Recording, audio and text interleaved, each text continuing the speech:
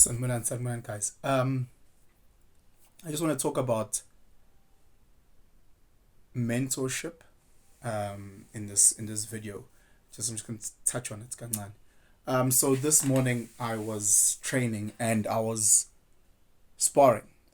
So for those that don't know what sparring is um, controlled play fighting, if I can call it that. Obviously, it's not play, but it's controlled. The idea is to create a mock fight where there is agreed upon perimeters. So if you are new to the world of fighting or wrestling or grappling or whatever the case may be, you need the necessary steps. Just like in the maths class, you can't just jump to metric algebra or trigonometry. You need to start levels, and then there's obviously different types of sparring. Not to get too technical, but there's technical sparring. Some guys want to do sparring for conditioning where they hit a little bit harder. Some guys want to just do defensive sparring or whatever the case may be. So I was doing a bit of sparring today. Met up with this guy at gym. So I was hitting the bag. He was hitting the bag. And I was like, bro, do you want to spar? And he was like, sure. So we went into one of the rooms and we just started sparring. I think we sparred for like 20 minutes or something like that. But it was amazing. It was very technical. Technical. So it was that touching each other with the gloves, moving around, getting our cardio going. But it actually got me thinking in two different ways. So one, I speak about men and women alike having the ability to defend themselves. You don't want to find yourself in a physical encounter where it feels like you are doing your matric final maths exam and you've never even been into the grade 1 class. So you want to have safe spaces where you create that mock situation where you say, guys, let's spar, maybe because it's my first time, don't hit my face. Or if you've never sparred and you want to spar with me, for example, I'll say, okay, I won't hit you, you can hit me, so that you can just get used to that. But you want to create that, and then we can build up. So if you ever find yourself in an encounter where you have to defend yourself, or find yourself in a bit of an argy bargy, how's your granny, you are prepared for a space like that. So that was the one side. So this goes to males and females alike, where you want to protect yourself if you're ever in a physical counter. But what I also started thinking about was a mentorship, So I've never met that guy. It was the first time I met him at gym. And the fact that I could learn from him, I went with him, I went humbly and I said, can we please spar? And you never know where you'll get information from. You'll never know where you'll get knowledge from. Your the guy who helps your caretaker, whatever the case might give you the best financial advice.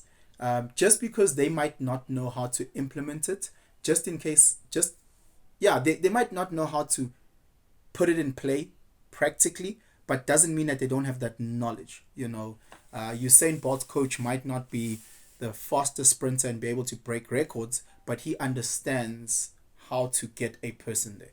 So one of the things that I always appreciate about having different mentors is that you have practical mentors, you have theoretical mentors, you have mentors that motivate you, and just being in that space, realizing, Ogoti, hey, find someone who knows something that you don't know, and have him assist you and guide you around that, because when I left gym today, I left a little bit taller, being in that space where the guy was heavier than me, so he hits harder than me, got me moving in a different lights, in a different way. I had to move my head, had to keep my hands up so that, he doesn't check me every time I was lazy. He checked me, and a bit of weight behind how he threw his punches just made me aware and alert. And when I speak to certain mentors that I have, just the way that they move keeps me alert and awake, from a business point, okay, Penson, do this, Penson, do that. Why are you doing this? Why did you think it was correct for you to move like that? Just keeping me on my toes constantly. And, having a mentor allows you to have those shortcuts where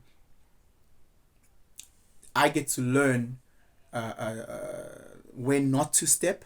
They get to guide me and teach me on the mistakes that they've done so that I don't repeat those mistakes.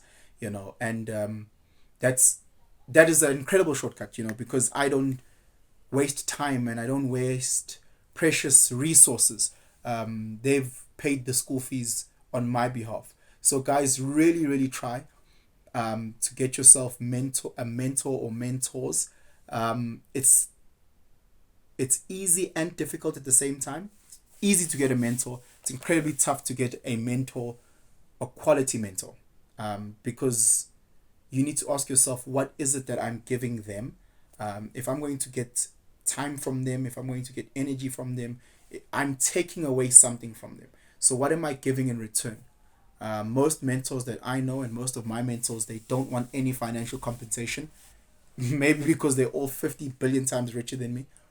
Um, so that is pointless and it's nebulous for them.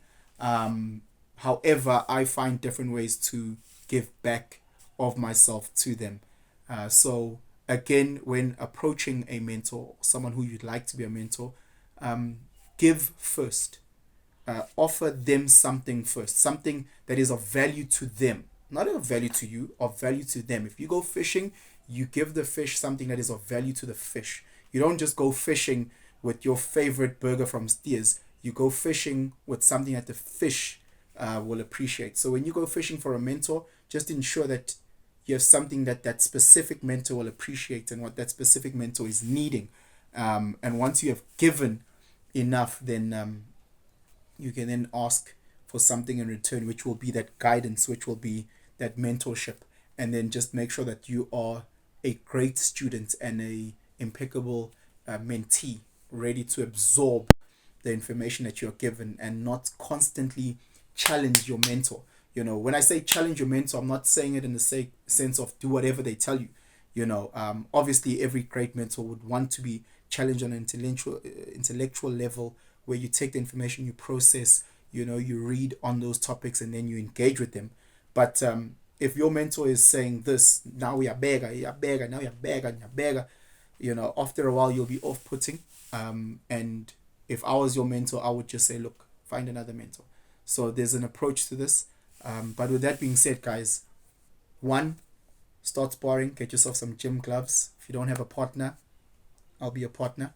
We'll slowly but surely get there. And then number two, get yourself a mentor in your business, in your work, as a student, maybe just a life guide, someone who can assist you, someone who's maybe older, maybe in a different stage to you. If possible, get many who think differently from you as well, so they can just guide you on the decisions that you make. Anyway, guys, Nibe Grand, you have yourselves a phenomenal day.